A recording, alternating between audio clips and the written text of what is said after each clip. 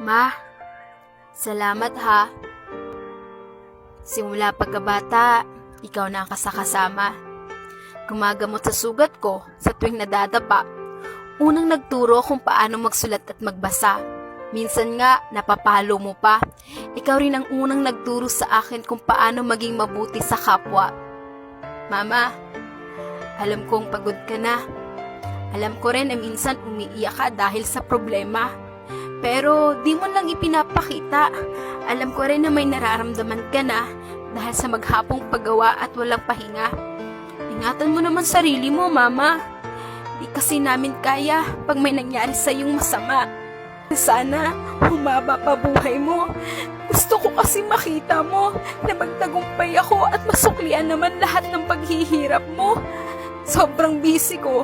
Hindi ko napapansin na mas kailangan mo ng oras ko. Pasensya ka na, Mama. Pagod lang talaga ako.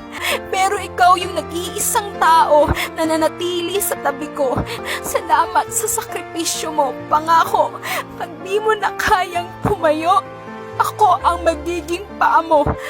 Alam ko darating ang araw na kailangan mo na kaming iwan. Nakukwento ko sa magiging anak ko kung gaano kabuting ina at ibabahagi ko ang mga payo mo sa kanila.